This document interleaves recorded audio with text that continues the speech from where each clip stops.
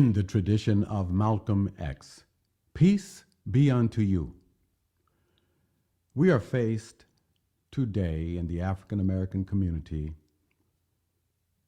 with another major crisis.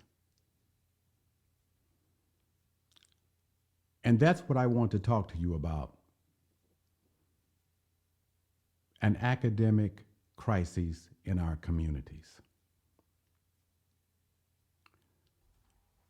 The banning of books is spreading across the United States. State laws are being enacted which ban from use African American and climate change books used by teachers in classrooms across this nation.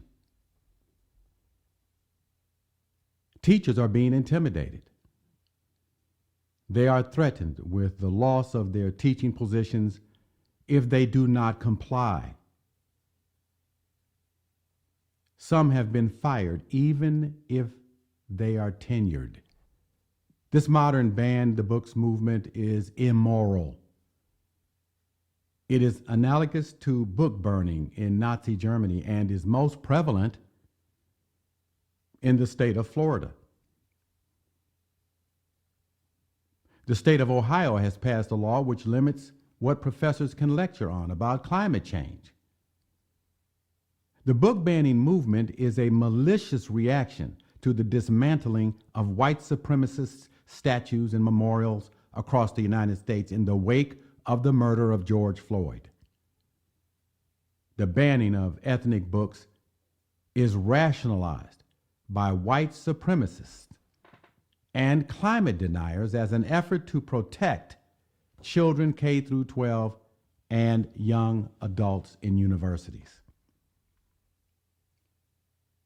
Now, this crisis is accelerating. It's not just the banning of books you see. It's the future that it describes for young African Americans growing up today. Because literacy among young people is declining, their opportunities, their future prospects for having a good life are declining as well. I have some data I'd like you to look at and go over with me briefly.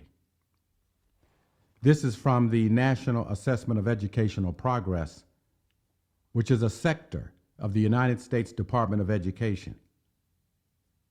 84% of Black students lack proficiency in mathematics, and 85% of Black students lack proficiency in reading skills. Those statistics are reflected or repeated across the nation. In California, for instance, 90% of students cannot do math or read well. In New York, the numbers are 85% and 82%. In Illinois, it is 86% and 85%. In Texas, the numbers are 84% and 89%. Maryland sits at 86% for math and 80% for reading. In South Carolina, it is 90% and 87%. In Georgia, the numbers are 86% and 82%. In Missouri, 89% and 88%. And in Washington, D.C., the nation's capital, the numbers are 85% and 87%. We just celebrated Juneteenth. The freedom of African slaves in bondage for 250 years. And part of that freedom, part of that Juneteenth celebration must have to do with education, with learning to read, and as they used to say, learning to do numbers. What those statistics clearly state is that we are failing to motivate our children to read and do numbers. Our communities cannot grow if your children cannot read. No one gains.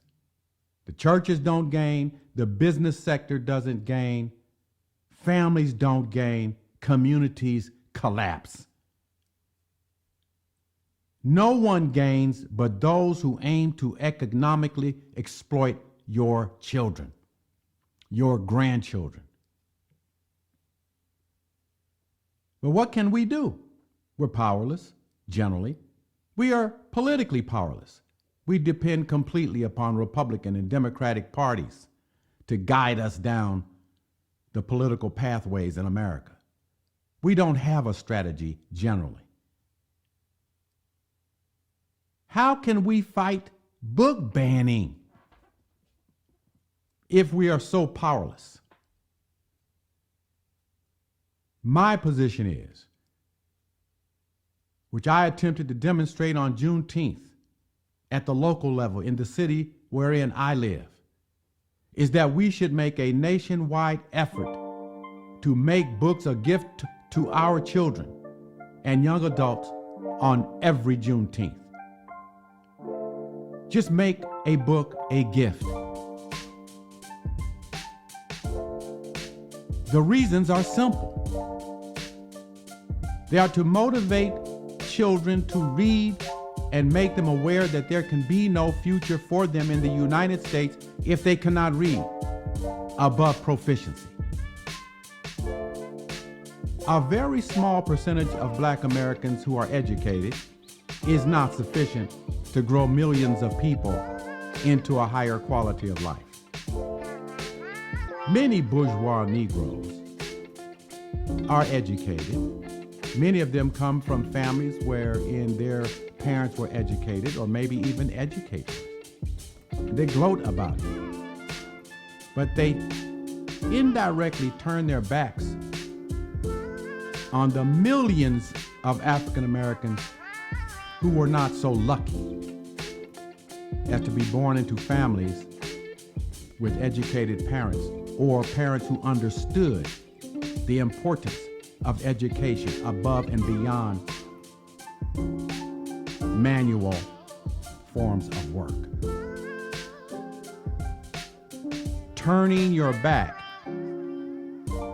on other freed slaves simply because you've made it is an implicit denial of your connection with other African Americans, which is a false proposition for you to entertain. Because where the masses go, you go. We should also work with other communities who suffer the same academic deficiencies. So we should make a book a gift wherever we go to young people we know statistically are probably reading and doing math below proficiency. Because you know and I know they will not fit into the high-tech world that we are in and that is going to become even more complex over the coming years. I am Dr. Stephen Nur Ahmed. Peace be unto you.